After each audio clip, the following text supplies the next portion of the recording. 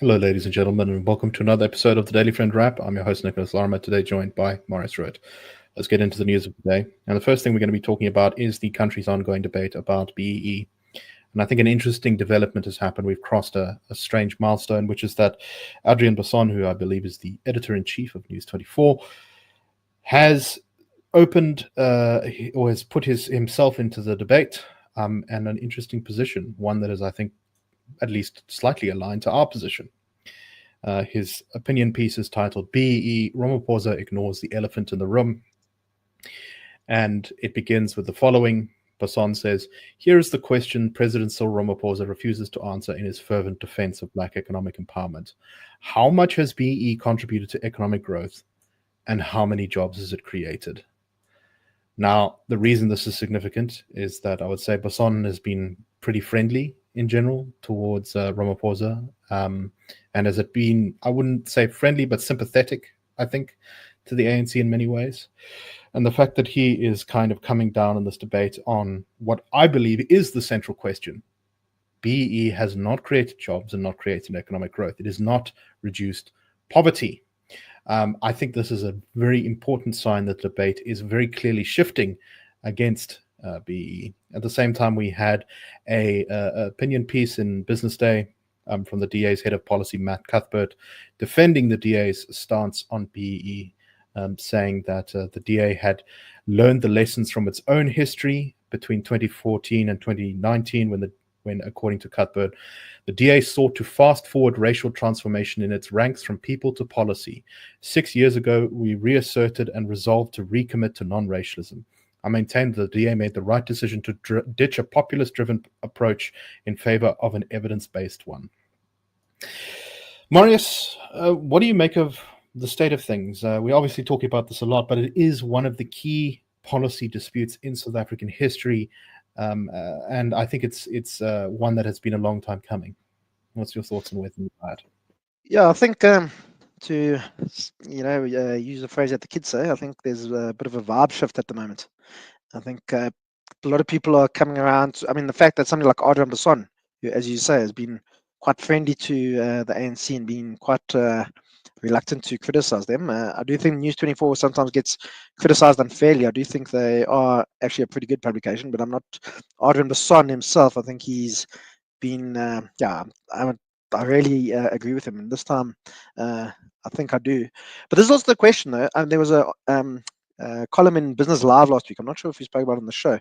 So by a guy called John Dludlu, who used to be editor of the Sowetan, and if you can believe it, is currently the CEO of the Small Business Initiative.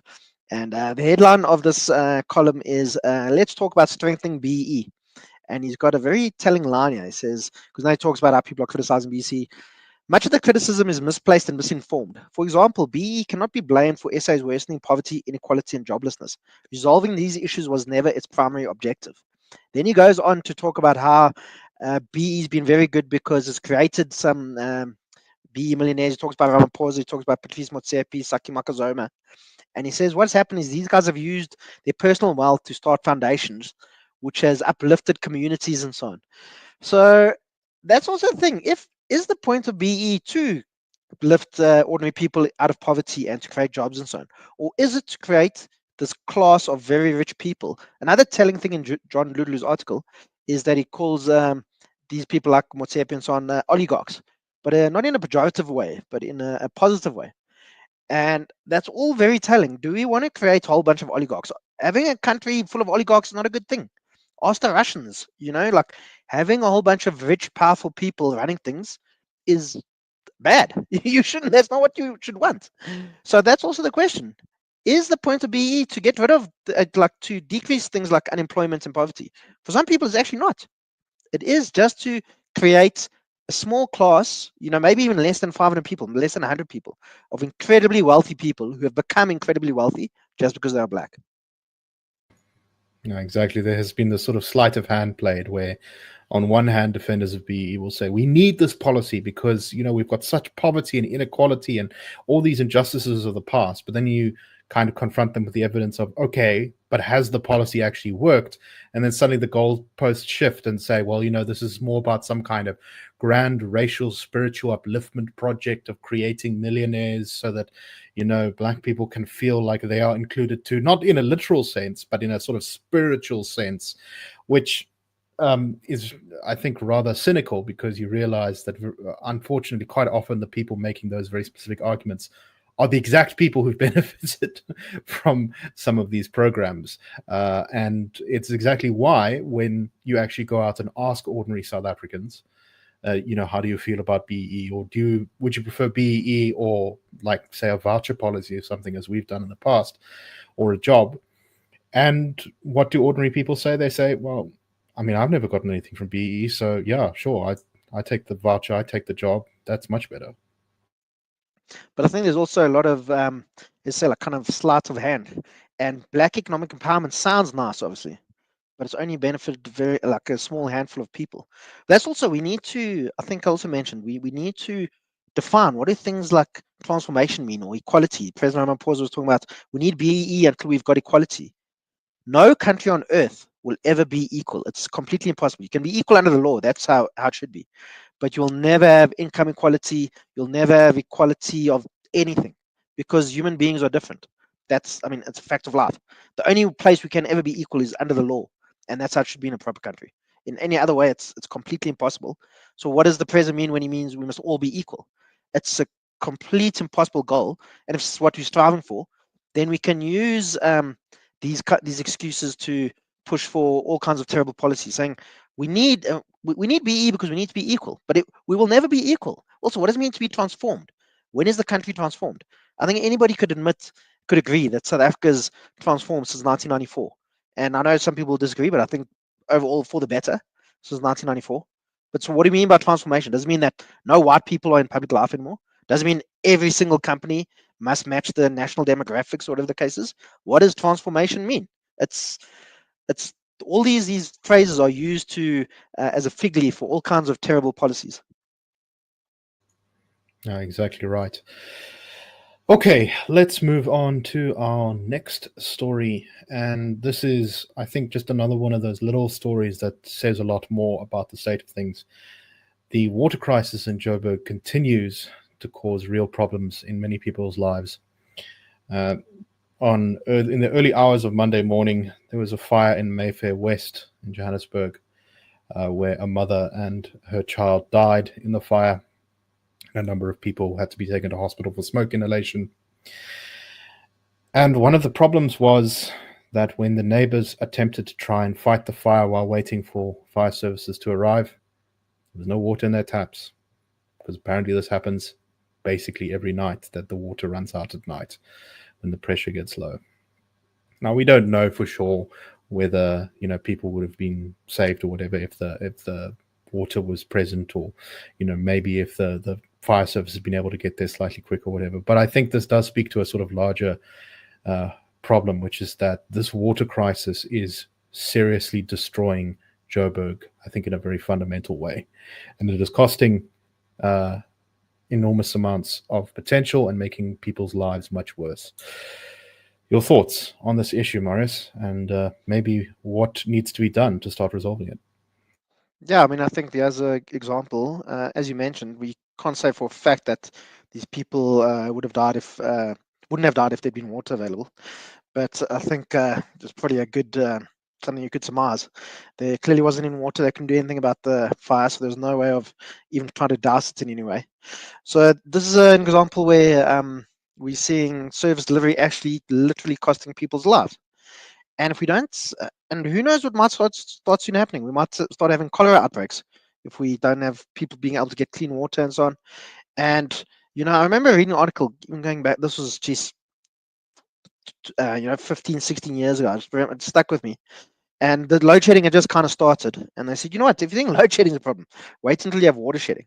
And that's very true. Like, obviously, load shedding is a massive pain in the ass, if you can't do whatever. But if you have the means, you can obviously, get solar panels or even just an inverter or whatever. But if you have water issues, that's even a much bigger issue. And that's obviously, these are people who we're living in middle class suburbs. Obviously, for people living in townships, it's been a problem they've had for years, and it's also telling that we haven't been able to resolve this. And I think something that also makes me think a lot about this kind of stuff is that the Roman Empire managed to have clean water coming into people's homes. This is 2,000 years ago. The Roman Empire managed to get clean water coming into people's homes. The current South African government is not able to do that. And this is 2,000 years later. And somehow this massive feat of engineering is beyond the capabilities of South Africans, even though the Romans, who thought that the earth was flat or whatever, and that didn't know about how the solar system worked, were able to do it. Thought that the sun was actually like a god in a chariot or whatever. It's actually very telling that we can't do this, and the Romans were able to do it. Oh no, I take your point very well. Your point is very well taken, although just a very small correction. The Romans didn't think the world was flat, but let's not get sidetracked. No, but they probably did think that that the sun was a they managed to move. They managed to create piped water without electricity or like mechanical machines, which is ChatGPT. Just kind of without ChatGPT. It was interesting. So I recently, one of the reasons I moved to Cape Town from Johannesburg was precisely because I suffered a little bit from the water crisis relatively recently, in Joburg, and I thought this is not going to get better anytime soon. The problems are systemic. Some of them are failures at national level, not completing the water project in Lesotho. Some of them are provincial. Maybe I don't think Brand Water has done everything it could have, but a lot of them are also municipal problems, leaks in the taps, failure to, diversion of money through cadres and BE and corruption, all these things away from actually repairing infrastructure. What was interesting when I recently came back to Joburg for a couple of days was just how ubiquitous the water shortages issue was. Almost everyone I talked to, from a variety of sort of backgrounds and places they lived in the city, explained that they had recently had water issues. Even though, I was on the way to a work function, I was speaking to the Uber driver and I asked him, do you have water? He said he stayed in Cosmo City and he hadn't had water. My relatives don't have water. It is shocking that this, in fact, kind of continues to go on. And I think there should probably be protests in the streets because this is not acceptable. Okay. But remember, we don't want to tell Nzilla as the mayor of Joburg because once she sent a bit of a off-color tweet. Yeah, no. Look, I have a feeling that one of the reasons why even people who don't really like the DA were sort of warm to that idea, people like Adam Huppy, was precisely because, residents of Joburg know that it's time to put away the symbolicness and the nonsense. Even the middle class is, I think, getting hammered by the water crisis. I think people are also going to start learning that your vote actually means something. Your vote has consequences. Yeah. All right, let's go on to our last story of today. And this is an interesting story. I'm not sure if we fully understand the implications of it yet. But Vuyo Zongula, who is the founding president of the small ATM party that has, I believe, only 2 seats in parliament, but one that has been surprisingly, I think, sort of been able to punch a little bit above its weight. A little bit of a mysterious party. They've long been accused of being aligned with Jacob Zuma's faction of the ANC, or the sort of MK bloc of our politics. One of their founding members was Jimmy Manyi, who left the party in 2023. But this party has, I think, often been quite cunning in its deployment of legal resources in the stuff it's pushed in Parliament. And it is officially, I guess, if such a thing even still exists, a member of the Progressive Caucus along with the EFF and MK. They've recently, however, had a leadership change. Their leader is going to be replaced by a man who holds the position of Chief Apostle of the 12 Apostles Church, I think reflecting the party's sort of deep connection to some of the country's apostolic churches, or messianic churches, rather. What's the replacement's name, Nick? The replacement's name is Professor Caesar Ngonganga. Apologies for the butchering of that pronunciation. I think Caesar. Speaking of Romans, perhaps maybe we need a Caesar to. Let's not go down that road either. Anyway, they called their new leader a quote beacon of hope for many. Now, Marius, I don't think we really know what's new on the agenda for the ATM, but they are one of those interesting little players in our politics that I think does have some potential to grow in the next election. What do you make of this? Yeah, they are quite a strange party. Obviously don't know too much about them, but they, I like looking at by-elections and like local elections. Sometimes, an ATM candidate will do very well in like some random little village in the Eastern Cape or something. So there's definitely something there. I think they've got a couple of provincial legislature seats, and I think that's a very big untapped market in South Africa, political market. We all know that now. Polling says the same thing, that South Africans are actually pretty conservative, and a lot of them are quite religious, and obviously Christianity is the single biggest religion in South Africa. And I think if we get down to denominations and the way people worship, I think these kind of charismatic messianic churches are probably, they're probably much bigger than, the kind of traditional churches, your Catholic church or your normal Methodist church or whatever you. So I think if there's a market that can be tapped into, and I think they're also quite they're pretty hard to say whether they're right wing or left wing.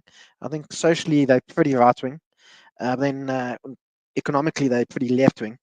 So, and I think that's actually a kind of a mix that's becoming more common around the world, not just in South Africa. I think a lot of people, in a lot of countries, there's parties, they kind of appeal to people who, as I say, are a bit socially more conservative and more left wing. When it comes to economics, they don't really mind things like redistribution and so on, as we were talking about. As I was saying before the show, even Donald Trump has a kind of elements of that, and some people voted for him would probably fall under that, where being, kind of suspicion of big business and so on, but being pretty conservative when it comes to social issues. So anyway, so I think the ATM has definitely got some potential and something to watch. But we've seen like these kind of infighting in small parties often destroys them.